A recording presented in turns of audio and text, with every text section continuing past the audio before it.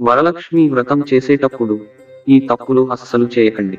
లేదంటే మాసాలలో శ్రావణ మాసం విశిష్టమైనది.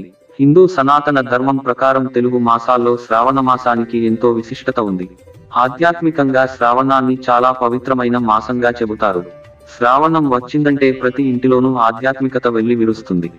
శ్రావణ మాసం శుక్లపక్షంలో పౌర్ణమికి ముందుకు వచ్చే శుక్రవారంని వరలక్ష్మి వ్రతంగా జరుపుకోవడం ఒక హిందూ ఆచారం.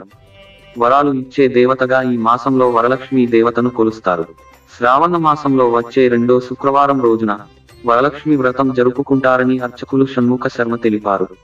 తర్వాత వచ్చే శ్రావణ శుక్రవారంలో కూడా ఈ వ్రతాన్ని చేయవచ్చును. అయితే శ్రావణ మాసం రెండో శుక్రవారానికి ప్రసత్వం ఎక్కువ.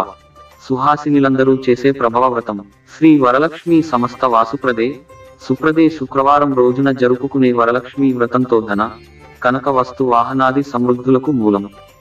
శ్రావణ శుక్రవారం వ్రతాలు పాపాలు పోవడంతో పాటు లక్ష్మీ ప్రసన్నత కలుగుతాయి. లక్ష్మి అంటే కేవలం సంపాదన మాత్రమే కాదు, స్థిర లక్ష్మి, కీర్తి లక్ష్మి. మనం గతించిపోయిన తర్వాత కూడా మన పేరు ప్రఖ్యాతలు వింటుంటే వాటిని కీర్తి లక్ష్మి అంటారు.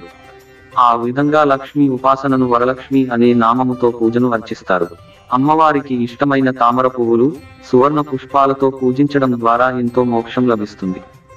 ఇంటి యజమాని ఎవరైతే ఉంటారో వారి యొక్క ధర్మపత్ని ఈ పూజను ఆచరించాలి.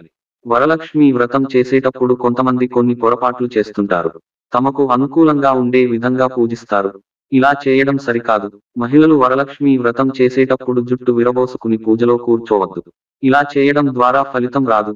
జుట్టు విరబోసుకోకుండా జడ అల్లుకోవాలి. ఇలా చేస్తేనే అమ్మవారు తృప్తి చెందుతారు. అదేవిధంగా మహిళలు 2 చేతులకు గాజులు ధరించాలి. కాళ్లకు పసుపు పారాణి. సాంప్రదాయంగా కళాశార్చన వెండి ఆభరణాలను పంచామృతాలతో అభిషేకించాలి. ఇలా సాంప్రదాయకంగా అమ్మవారిని భక్తి శ్రద్ధలతో ఆరాధించడం ద్వారా ఎంతో మోక్షం లభిస్తుందని అర్చకులు పేర్కొన్నారు.